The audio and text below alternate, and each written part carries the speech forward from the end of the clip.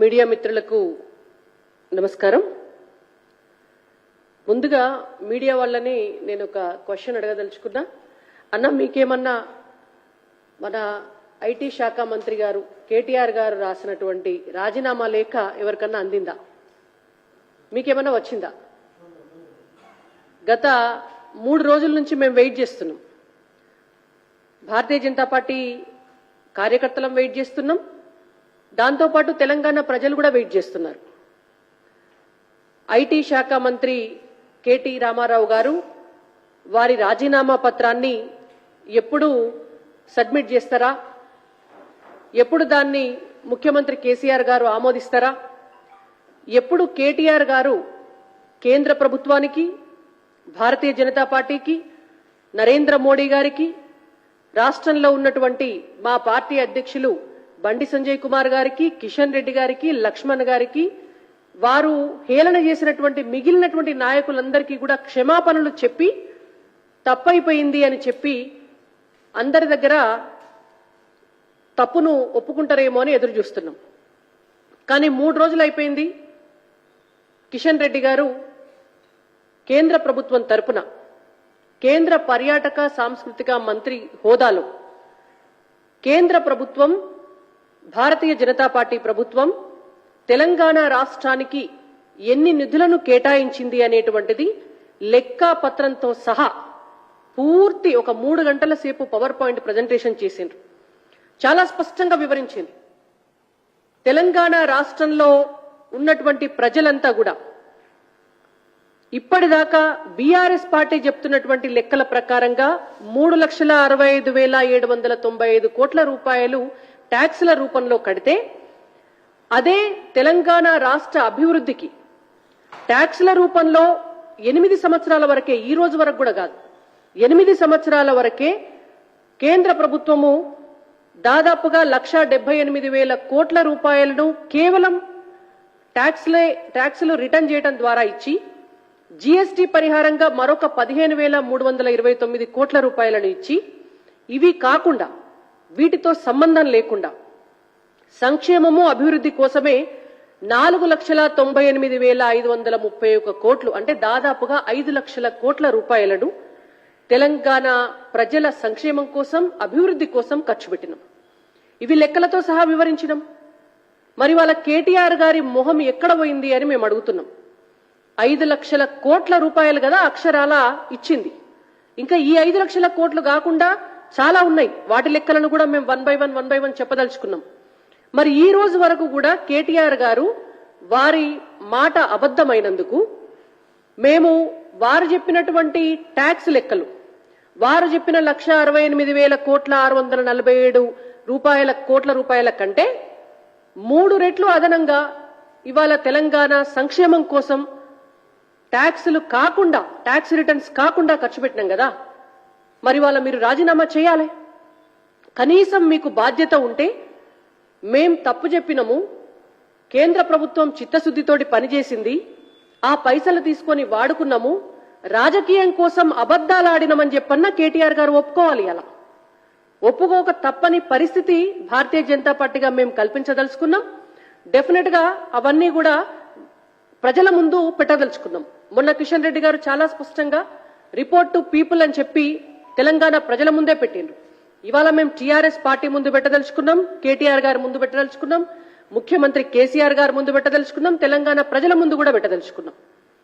ఇంకొక విషయం కూడా అర్థం చేసుకోవాల్సిన అంశం ఏంటంటే, 8 సంవత్సరాల కాలానికి, అంటే 8 ఆర్థిక సంవత్సరాలకు లెక్క చెప్పి మేము చెప్పినటువంటి ఈ లెక్క తెలంగాణ రాష్ట్రంలో 2014 నుంచి 2022 వరకు ఆ 8 సంవత్సరాల్లో ఈ రాష్ట్ర బడ్జెట్, ఈ రాష్ట్ర బీఆర్ఎస్ పార్టీ ఆధ్వర్యంలో ఉన్నటువంటి ప్రభుత్వ బడ్జెట్ ఏదైతే ఉంటుందో వాళ్ళు ప్రవేశపెట్టి నిజాయితీగా ఖర్చు పెట్టినటువంటి డబ్బు కూడా దీనికి సమానం కాదు.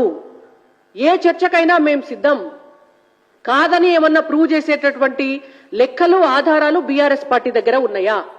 నేను మళ్ళొక్కసారి చెప్తున్నా చాలా స్పష్టంగా, బీఆర్ఎస్ పార్టీ 2014 నుంచి 2027 వరకు ఆర్థిక సంవత్సర బడ్జెట్ ను ప్రవేశపెట్టి ఖర్చు పెట్టినటువంటి మొత్తం 8 సంవత్సరాల్లో ప్రజా సంక్షేమం కోసం తెలంగాణ అభివృద్ధి కోసం ఖర్చు పెట్టినంత మొత్తం కూడా కేంద్ర ప్రభుత్వం తెలంగాణ అభివృద్ధి కోసం సంక్షేమం కోసం ఖర్చు పెట్టిన దాంతోటి సమానం కాదు అని చెప్తున్నాం. ఇవాళ ఎవరికి చిత్తశుద్ధి ఉన్నట్టు? కేంద్ర ప్రభుత్వానికి ఉన్నట్ట, బీజేపీకి ఉన్నట్ట, లేకపోతే ఇక్కడ ప్రజల సొమ్మును దోచుకొని తింటూ అబద్ధాలు మాట్లాడుతూ మోసం చేస్తున్నటువంటి కేటీఆర్ గారికి ఉన్నట్ట, బీఆర్ఎస్ ప్రభుత్వానికి ఉన్నట్ట? ఈ ఒక్క విషయంలోనే కేటీఆర్ గారు రాజీనామా చేయాలని అంటలేం మేము. ఈ విషయంలో వారు ఖచ్చితంగా రాజీనామా చేయవలసిందే. మా పార్టీ అధ్యక్షులు బండి సంజయ్ కుమార్ గారు డిమాండ్ చేసినట్టు టీఎస్పీఎస్సీ పేపర్ లీకేజ్ కి ఐటీ డిపార్ట్మెంట్ ఫెయిల్యూరే కారణం కాబట్టి ఐటీ శాఖ మంత్రిగా బాధ్యత వహిస్తూ దానికి కూడా వారు రాజీనామా చేయవలసిందే.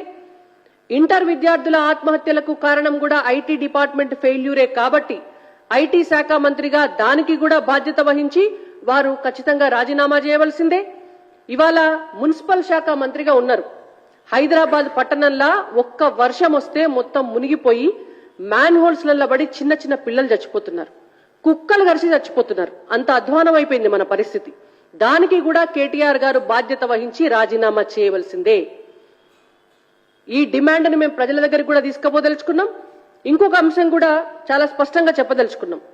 ప్రతి శాఖలో కూడా మేము ఎన్నిసార్లు చెప్పినా ఒక 10 అబద్ధాలు పట్టుకొని వచ్చి వాటినే మసిపూసి మారేడికాయ చేసే ప్రయత్నం భారతీయ జనతా పార్టీ ఎన్నిసార్లు చెప్పినా వినకుండా బీఆర్ఎస్ పార్టీ చేస్తోంది. కాబట్టి భారతీయ జనతా పార్టీ కార్యకర్తలుగా, ప్రతినిధులుగా తెలంగాణ ప్రజలకు మేము చెప్పదలుచుకున్నాం. ఏ ఏ డిపార్ట్మెంట్ లో ఎంతెంత డబ్బుని కేంద్ర ప్రభుత్వం ఇచ్చింది అని. మళ్ళొక్కసారి మొన్న పవర్ పాయింట్ ప్రజెంటేషన్ ద్వారా కిషన్ రెడ్డి గారు చెప్పినా సరే ఇవాళ మీరు ఎక్కడెక్కడ ఇచ్చినారో డీటెయిల్స్ చెప్పమని మళ్ళొక్కసారి మమ్మల్ని అడుగుతారు. కాబట్టికనే ఇవాళ చాలా స్పష్టంగా మీ ముందు నేను ఉంచదలుచుకున్నాను. రాష్ట్రాలకి సంపూర్ణ సహకారంలో భాగంగా సహకార సమాఖ్య విధానాన్ని ప్రోత్సహిస్తే దాన్ని బట్టి చాలా అంటే ఒక సహృద్భావ వాతావరణంలో పనిచేసుకునేటువంటి అవకాశం ఉంటుందని చెప్పి నరేంద్ర మోడీ గారు 2014లో ప్రధానమంత్రి అయిన తర్వాత ట్యాక్స్ డెవల్యూషన్ ఫండ్స్ ని 32% నుంచి 42% కి పెంచినారు. అంటే 10% పెంచినారు. 10% ట్యాక్స్ రిటర్న్స్ పెరగడము అంటే అది మామూలు విషయమేం కాదు. కేంద్ర ప్రభుత్వ ఆదాయంలో చాలా పెద్ద ఎత్తున కోతబడేటువంటి అంశం. అయినా ఎక్కడ కూడా వెనుకడుగు వేయలే. రాష్ట్రాలు బాగుండాలి, రాష్ట్రాలు తమ వంతు కూడా తాము అభివృద్ధి చెందాలనేటువంటి ఉద్దేశంతో 10% ఫండ్స్ ని పెంచి గత ప్రభుత్వాల కంటే చాలా రెట్ల ఎక్కువ డబ్బు రాష్ట్రాలకు చేకూరే విధంగా చేసిండ్రు. ఆ లెక్కన మనకొచ్చినటువంటి డబ్బు 1,78,000 కోట్ల రూపాయలు. దాని తర్వాత మౌలిక సదుపాయాల రూపంలో, మౌలిక సదుపాయాల విషయంలో రోడ్లు, రైల్వేలు, పౌర విమానయానము, విద్యుత్, నీటిపారుదల, గ్రామీణ పట్టణ మౌలిక సదుపాయాలు, ఐటీ మరియు డిజిటలీకరణ, వీటికి సంబంధించినటువంటి పెద్దపీట వేయటం అనేటువంటిది నిజంగా మనం హర్షించాల్సినటువంటి విషయం. కేంద్ర ప్రభుత్వ బడ్జెట్లో కూడా దాదాపుగా ప్రతి ఆర్థిక సంవత్సరం 30% బడ్జెట్ ని మౌలిక సదుపాయాల కోసం కేటాయిస్తూ ఇవాళ భారతదేశాన్ని ప్రపంచంలో నెంబర్ 1 దేశంగా నిలబెట్టాలా, ఇన్ఫ్రాస్ట్రక్చర్ పెరగాలి. ఇన్ఫ్రాస్ట్రక్చర్ పెరిగితే విదేశీ పెట్టుబడులు వస్తాయి, ఇక్కడ ఉన్నటువంటి వాళ్లకు ఉపాధి కల్పన పెరుగుతుంది, వ్యాపార రంగం అభివృద్ధి చెందుతుంది. దాని ద్వారా దేశం అభివృద్ధిలోకి వస్తున్నటువంటి ఉద్దేశంతో మౌలిక సదుపాయాలను పెంచింది. ఆ మౌలిక సదుపాయాల కల్పనలో భాగంగా తెలంగాణ రాష్ట్రంలో కేవలం రోడ్ల కోసం, ఓన్లీ నేషనల్ హైవేస్ కోసమే 1,08,000 కోట్ల రూపాయలను కేటాయించింది కేంద్ర ప్రభుత్వం. ఇవాళ చాలా ఏమంటారు ఎచ్చిలి చేసుకుంటా మాట్లాడుతున్నారు.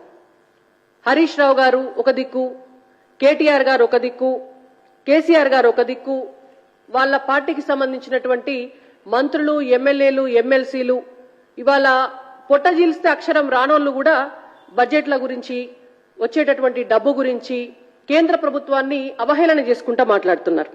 ఇవాళ నేను ఒకటే మాట్లాడుగుతా. మొన్న ఆర్థిక మంత్రి హరీష్ రావు గారు, కిషన్ రెడ్డి గారు అంత డీటెయిల్డ్ ప్రజెంటేషన్ ఒక హూందాగా ఒక మంత్రి హోదాలో ఇస్తే చాలా అవహేళన చేసి మాట్లాడినారు. ఎక్కడిచ్చినారు మీరు పైసలు, మీరు తప్పుడు చెప్పినారు, లెక్కలు చెప్పినారు అన్నారు. ఇదే హరీష్ రావు గారు సిద్దిపేట పోతున్నారు కదా వాళ్ళ కాన్స్టిట్యున్సీకి. ఇవాళ వాళ్ళ సిద్దిపేటకు టచ్ అయ్యేటటువంటి 765D గజ్వేల్ టచ్ అయ్యేటటువంటి నేషనల్ హైవే, సిద్దిపేట టచ్ అయ్యేటువంటి నేషనల్ హైవే సెంట్రల్ గవర్నమెంట్ వేయలేదా? లేకపోతే మన స్టేట్ గవర్నమెంట్ వేసుకున్నదా? ఇవాళ వరంగల్ టు కరీంనగర్, వాళ్ళు కరీంనగర్ ఎక్కువ పోతారు కాబట్టి వాళ్ళ ఏరియాయే చెప్తున్నా నేను. NH 563 national highway central government వేయకపోతే ఏమన్నా స్టేట్ గవర్నమెంట్ వేసుకుందా? ఇవాళ సూర్యాపేట టు సిద్దిపేట టు సిరిసిల్ల హరీష్ రావు గారు మరియు కల్వకుంట్ల తారక రామారావు గారు ప్రాతినిధ్యం వహిస్తున్నటువంటి 365B నేషనల్ హైవే ఏమన్నా కేంద్ర ప్రభుత్వం వేయకపోతే రాష్ట్ర ప్రభుత్వం వేసుకున్నదా? అంటే ఇట్లా లెక్క చెప్పుకుంటా పోతే తెలంగాణ రాష్ట్రానికి 2014 తర్వాత దాదాపుగా 22 నేషనల్ హైవేస్ పడ్డాయి. ఈ 22 నేషనల్ హైవేస్ కి వాటితో పాటు హైదరాబాద్ చుట్టూతా గడుతున్నటువంటి RRR ప్రాజెక్టుకి కలిపి ఇవాళ 1,08,000 కోట్లు, అంటే ఆ చిల్లర కలుపుకుంటే 1,09,000 కోట్ల రూపాయలను కేవలం రోడ్ల కోసమే నేషనల్ గవర్నమెంట్ ఇవాళ తెలంగాణ రాష్ట్ర అభివృద్ధి కోసం ఖర్చు పెట్టింది. ఇవే కాదు, పట్టణాలలో కూడా అంటే స్మార్ట్ సిటీ ప్యాకేజ్ కింద వరంగల్ పట్టణానికి కేవలం రోడ్ల కోసం 137 కోట్ల రూపాయలు కేటాయించినారు.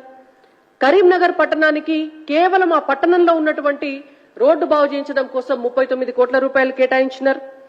ఇంకా అమృత్ పథకం అని చెప్పి ఇంకొక పథకం పెట్టినారు.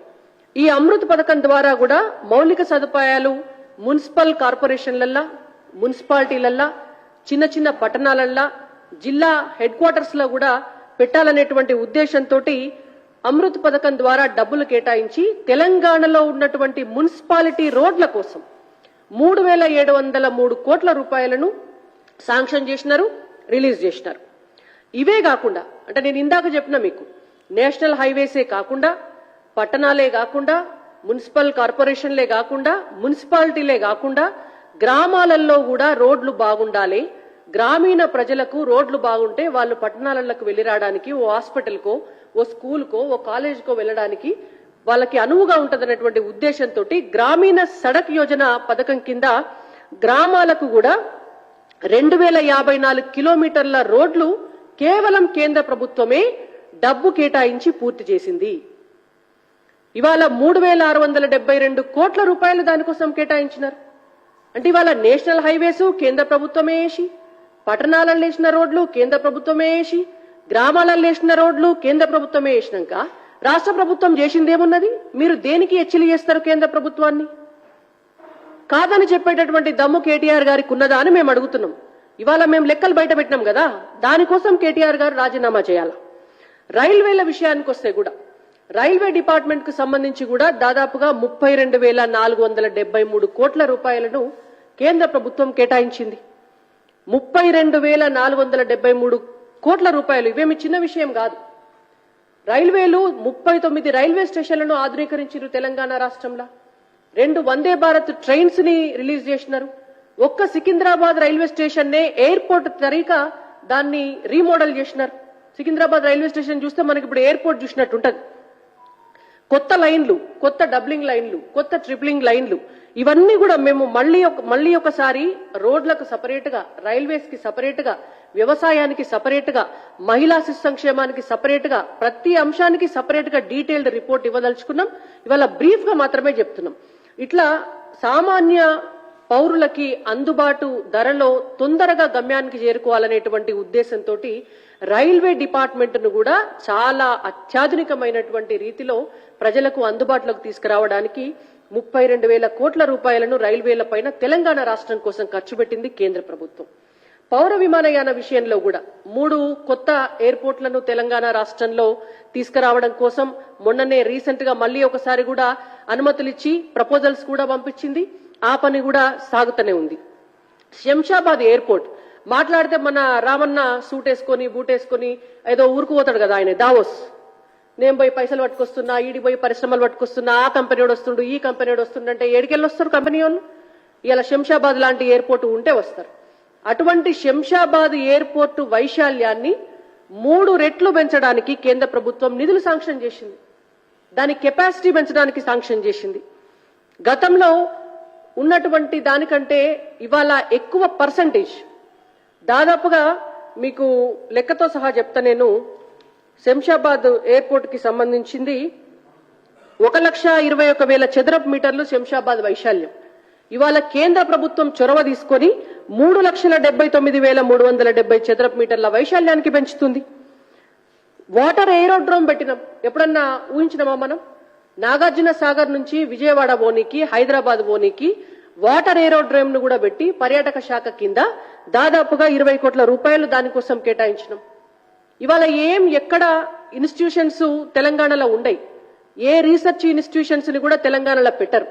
కానీ కేంద్ర ప్రభుత్వం దాదాపుగా ఒక 5-6 ఇన్స్టిట్యూషన్స్ పెట్టింది తెలంగాణ రాష్ట్రంలో. అందులో కారో ఒకటి. మీకు సివిల్ ఏవియేషన్ రీసెర్చ్ ఆర్గనైజేషన్ పేరు మీద దాదాపుగా 353 కోట్ల రూపాయలు పెట్టి ఇవాళ పౌర విమానయాన పరిశోధనలో తెలంగాణను గ్లోబల్ లీడర్ గా చేయడం కోసం కంకణం కట్టుకుంది భారత ప్రభుత్వం. ఇవాళ ఇక్కడ వీళ్ళకి ఏమి కనబడాయి, కళ్ళకు కనబడాయి. ఎన్ని పైసలు ఇక్కడ ఇన్వెస్ట్ చేస్తున్నారు, ఎంత పెద్ద ఎత్తున హైదరాబాద్ ను పెంచేటటువంటి ప్రయత్నం చేస్తున్నారు అనేటువంటివేవి కూడా కళ్ళకు కనబడాయి. అట్లనే ఇవాళ విద్యుత్ నీటిపారుదల రంగానికి కూడా 28,937 కోట్ల రూపాయలను కేటాయించినాం. నిన్న ఎర్రబెల్లి దయాకర్ రావు గారు ఏదో మాట్లాడినారు. ఒక్క నీటి చుక్కన్నా తాగునీటి పథకంలో భాగంగా ఒక్క నీటి చుక్క తెలంగాణ గ్రామ ప్రజలకు ఇచ్చినట్టుగా అందులో కేంద్ర ప్రభుత్వం డబ్బు ఉన్నట్టుగా తేలితే ఈయన కూడా రాజీనామా చేస్తాడట. ఇక వాళ్ళ సారు పెద్దసారు రాము గారు రాజీనామా చేసినారు. ఇప్పుడు చిన్న సారు దయాకర్ రావు గారు రాజీనామా చేస్తారు. అసలు అబద్ధాలు చెప్పుట్లా వీళ్ళు నెంబర్ 1 అన్నట్టు. జల్ జీవన్ మిషన్ కింద 2014 సంవత్సరం నుంచి నేటి దాకా 2023 ఆర్థిక సంవత్సరం దాకా ప్రతి సంవత్సరం పైసలు తీసుకున్నారు. దేనికంటే మంచినీళ్లు సప్లై చేయడం కోసమే. దాదాపుగా 1,588 కోట్ల రూపాయలు తీసుకున్నారు. తెలంగాణ రాష్ట్రంలో ఉన్నటువంటి ప్రభుత్వ పాఠశాలలల్లో 23,000 పాఠశాలలల్లో నీటి కనెక్షన్స్ ఎవరు పెట్టిరు అంటే కేంద్ర ప్రభుత్వం పైసలతో పెట్టిరు. అవి మంచినీళ్ళు కావా? 23,000 పాఠశాలలల్లా. ఇవాళ ఫ్లోరోసిస్ ఉన్నటువంటి నల్లగొండ లాంటి జిల్లాలల్లా ట్యాప్ కనెక్షన్స్ కోసం కేంద్ర ప్రభుత్వం పథకం పైసలు తీసుకొని పెట్టిండ్రు. ఇదంతా కూడా మీకు సపరేట్ గా మళ్ళీ నేను ఇరిగేషన్ కి సంబంధించినటువంటి టాపిక్, మంచినీటికి సంబంధించినటువంటి టాపిక్ తీసుకున్నప్పుడు మేము పర్ఫెక్ట్ గా కూడా చెప్పదలుచుకున్నాం. ఒక్క నీటిపారుదలే కాకుండా ఎలక్ట్రిసిటీకి సంబంధించి కూడా అనేక ఇష్యూస్ లో కూడా ఇవాళ ఎన్టీపీసీ రామగుండంలో థర్మల్ పవర్ ప్లాంట్ కోసమే దాదాపుగా ఒక 10,000 కోట్ల రూపాయలని కేంద్ర ప్రభుత్వం ఇన్వెస్ట్మెంట్ చేసినటువంటి విషయం అందరికీ తెలిసిందే. దాంతో పాటుగా ఇంకా వేరే స్కీమ్స్ ద్వారా కూడా అనేక వందలు వేల కోట్ల రూపాయలను తెలంగాణలో ఇన్వెస్ట్ చేసినాము. దాదాపుగా 5,15,000 ఇండ్లకు కేసీఆర్ గారు ఊకే మాట చెప్తుంటారు కదా, భారతదేశంలో ఇయాల్టి వరకు కూడా కరెంటు లేని రాష్ట్రాలున్నాయి అని. కరెంటు లేని రాష్ట్రాలు ఉండకూడదనే 2014లో నరేంద్ర మోడీ గారు ప్రతి ఇంటికి కరెంటు పోవాలనేటువంటి ఉద్దేశంతో అనేక పథకాలు తీసుకొచ్చారు. అందులో భాగంగా తెలంగాణ రాష్ట్రంలో కూడా కరెంటు లేని ఇండ్లు ఉంటే కేంద్ర ప్రభుత్వమే 5.5 లక్షల ఇండ్లకు కరెంటు పెట్టించింది. 5.5 లక్షల ఇండ్లకి మీకు ఇంకా నేను ఎగ్జాక్ట్ నెంబర్ చెప్తాను. 5,15,000 ఇండ్లకి కేంద్ర ప్రభుత్వం డబ్బుతోటి తెలంగాణ రాష్ట్రంలో కరెంటు పెట్టించినాం. కాదేమో చెప్పమనండి. విద్యుత్ శాఖ మంత్రి గారు చెప్తారా, మరి రాజీనామా చేస్తా అన్నటువంటి కేటీఆర్ గారు, ఎర్రబెల్లి దయాకర్ రావు గారు చెప్తారా? వాళ్ళని సమాధానం చెప్పమనండి. నీళ్లల్లో కేంద్రం పైసలున్నాయి, కరెంటులో కేంద్రం పైసలున్నాయి, రోడ్లల్లా కేంద్రం పైసలున్నాయి, హరితహారంలా కేంద్రం పైసలున్నాయి, ఉపాధి హామీ పథకం మొత్తం కేంద్ర ప్రభుత్వ పైసలే, శ్మశాన వాటిక పైసలు కేంద్ర ప్రభుత్వ పైసలే, రైతు వేదికల పైసలు కేంద్ర ప్రభుత్వ పైసలే, ప్రాజెక్టుల పైసలు కేంద్ర ప్రభుత్వ పైసలే, రైల్వేల పైసలు కేంద్ర ప్రభుత్వ పైసలే, విమానాల పైసలు కేంద్ర ప్రభుత్వ పైసలే. ఇవాళ ఇన్స్టిట్యూషన్స్ పెట్టి ఉపాధి కల్పిస్తే కూడా కేంద్ర ప్రభుత్వ పైసలే. బరాబర్ కేంద్ర ప్రభుత్వ పైసలే ఖర్చు పెడుతున్నాం తెలంగాణ రాష్ట్రంలో. ఇంకా ఐటీ అండ్ డిజిటలైజేషన్ దానికంటే ముందు గ్రామీణ పట్టణ మౌలిక సదుపాయాల కోసం కూడా 34,090 కోట్ల రూపాయలు కేటాయించినము. ఐటీ అండ్ డిజిటలీకరణకు 7,479 కోట్ల రూపాయలు కేటాయించినము.